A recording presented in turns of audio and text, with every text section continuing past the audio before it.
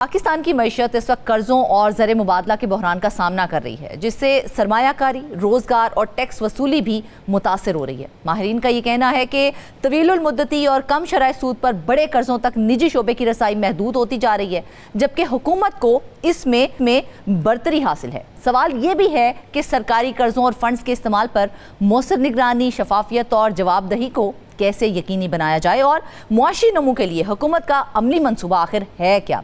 इन तमाम पहलुओं पर मजीद रोशनी डालने के लिए हमारे साथ इस्लामाबाद स्टूडियो से मौजूद हैं इकराम होती साहब। इकराम साहब, सबसे पहले मुझे ये बताइए कि आपने जो रिपोर्ट हमें दी है उस रिपोर्ट के मुताबिक हुकूमत की लोन मोनोपोली जो है ना, वो उसकी वजह से प्राइवेट इन्वेस्टमेंट मुतासर हो रही है।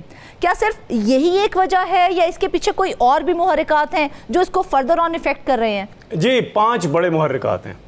एक तो ये है कि महसूलात में इजाफा किया जाए और वो किसी भी कीमत पे किया जाए। दूसरा ये है कि ज़र मुबादला जो है, फॉरेन एक्सचेंज, उसमें इजाफा किया जाए। फिर महंगाई जो बहुत ज़्यादा बढ़ गई है उसमें कमी की जाए। फिर कारोबारी कर्ज़ों पर शरह सूद में कमी की जाए। अच्छा, ये जो कारोबारी जो सूद है, कर्ज़ों पर सूद, इसकी शरह जो बढ़ रही है और ये बैंक्स बढ़ा रहे हैं, उससे पाकिस्तान में जो मार्केट में कंट्रोल है कीमतों पर, वो जो है वो बहुत कम हो गया है। उसकी वजह से जो टोटल सेल्स हैं मार्केट की, वो नीचे आ गई हैं। और साथ ही चूँकि जो बिक्री है, सेल है, उसका वॉल्यूम कम होता जा रहा है, लिहाजा इन्वेस्टमेंट कम हो रही है। तो अब इन 4-5 चीज़ों से निमटना है हुकूमत ने इस माली साल में, और पहले से ही अहदाफ 5 रख दिए गए हैं। अब इनको ऐसी सूरत हाल में ये हो रहा है जबकि 19,000 अरब रुपए का बजट है तकरीबन, और जो महंगाई है वो 11.7 और 8.3 के दरमियान घूम रही है, फीसद के दरमियान। अब ऐसी सूरत हाल में अगर एक्सपोर्ट पाकिस्तान करना चाहे तो उसके में भी मुश्किलात हैं।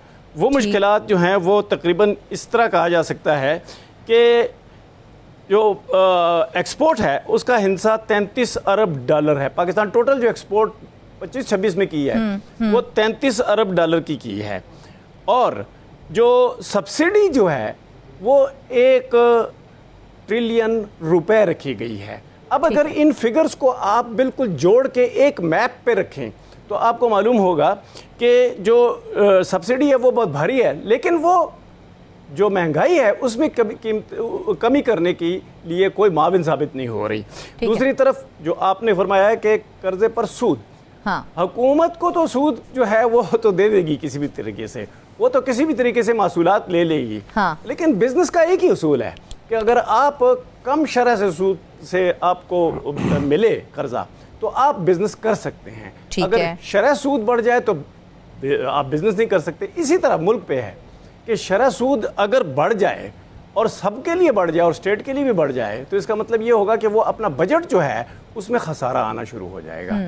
अब ये जो खसारा है इससे हम निमट रहे हैं तकरीबन 23 साल से। मैं रेगुलरली वॉच कर रहा हूँ 23 साल से कि खसारे कम नहीं हो रहे, हाँ। यानी आमदन और जो अखराजात हैं उसमें गैप आ रहा है। वो गैप जो है वो बढ़ता चला जा रहा है। इस गैप से बचने के लिए एक्सपोर्ट करना लाजमी है, लेकिन एक्सपोर्ट करने में जो है पाकिस्तान को मुश्किलात पेश आ रही हैं। उसकी वजह से एक्सटर्नल डेट बढ़ रहा है। जो एक्सटर्नल डेट है वो रुपए में अगर देखा जाए तो वो है 23.8 ट्रिलियन, और अगर डॉलर में देखा जाए तो 130 बिलियन, और ये 130 और 138 बिलियन डॉलर के दरमियान घूमता रहेगा नए माली साल में।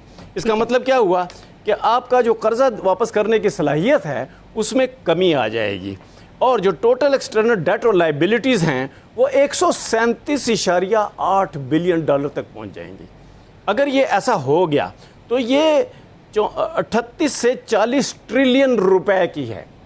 अब ये 38 से 40 ट्रिलियन रुपए जो हैं ये आप सिर्फ महसूलात से यानी टैक्सेस से नहीं हासिल कर सकते। तो इसका मतलब क्या हुआ कि गवर्नमेंट अंडर प्रेशर है, फिस्कल प्रेशर। अब ये जो फिस्कल प्रेशर है इसमें हुकूमत कर्जा भी लेगी मजीद। वो जो कर्जा लेगी तो IMF को, वर्ल्ड बैंक को, एशियाई तरक्याती बैंक को और दोस्त ममालिक को पता है कि इनके यहाँ सूरत हाल टाइट है, तो इनको इनकी शरह सूद भी बढ़ाई जाए और इन पर शराइत भी आयद किए जाएँ कि फलां डेट तक इतना कर्जा वापस करो। ये है सारी बजट की सूरत हाल कि जिसमें पाकिस्तान फंसा हुआ है।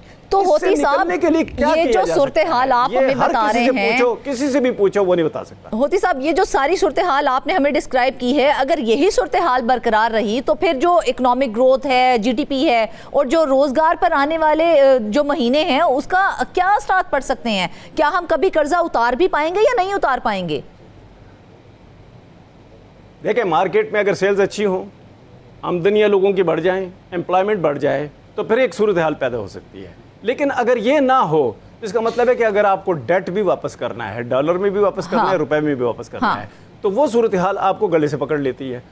ऐसी सूरत हाल में कोई इनकलाबी किस्म का इकदाम जो है वो हुकूमत अफोर्ड ही नहीं कर सकती। क्यों? हुकूमत ने तो चलना है, 19,000 अरब रुपए के करीब बजट है, तो वो पैसे भी हासिल कर रहे हैं। फिर जो फॉरेन एक्सचेंज हासिल कर रहे हैं वो एक्सपोर्ट के बगैर नहीं हो सकता।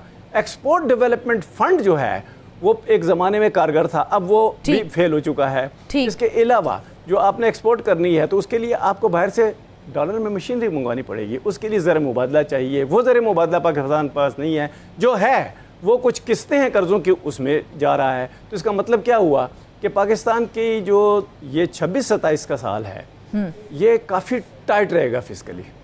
ठीक है होती साहब, काफ़ी सीरियस मैटर है हमारी हुकूमत के हवाले से। हमारे पैनलिस्ट हमारे साथ मौजूद हैं, फ़हीम अख्तर और जाहिद खोखर। फ़हीम, आप कोई सवाल करना चाहेंगे होती साहब से? जी होती साहब, इस सारी जो सिचुएशन आपने डिस्क्राइब किया बहुत अच्छी स्टोरी है और यही पाकिस्तान की जो मईशत के मसाइल हैं उन्हीं में से इसको अगर हम अब कहें कि सम अप किया है होती साहब ने तो गलत नहीं होगा।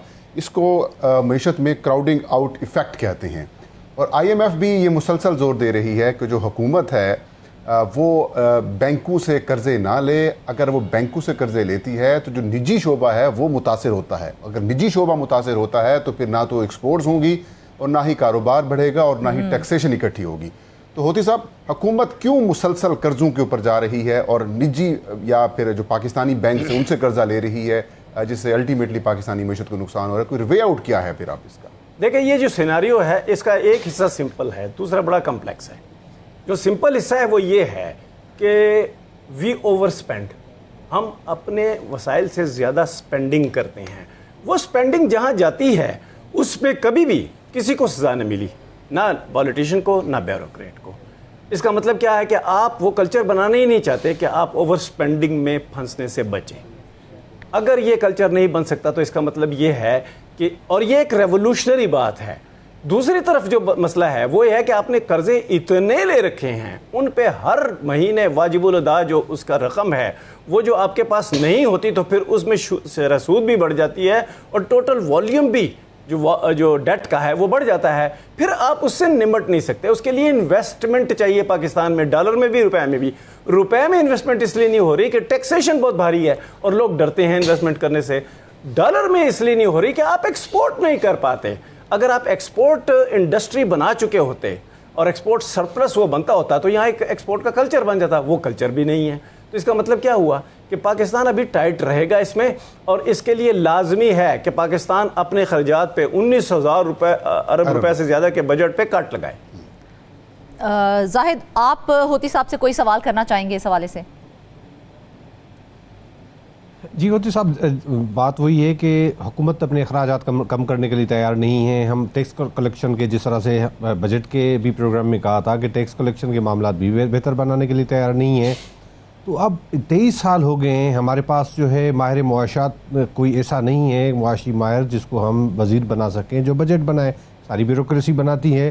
तो अब ऐसी सूरत हाल 23 सालों से सारा मामला जारी है और आइंदा कितना ही अरसा ये रहेगा कि हम इसी तरह से एक तो कर्ज़ों के बोझ तले भी रहेंगे और अपने टैक्स कलेक्शन के मामलात भी सही नहीं रखेंगे और ख़ास तौर पर हुकूमत अपने अखराजात जो है वो कम करने के लिए तैयार नहीं है।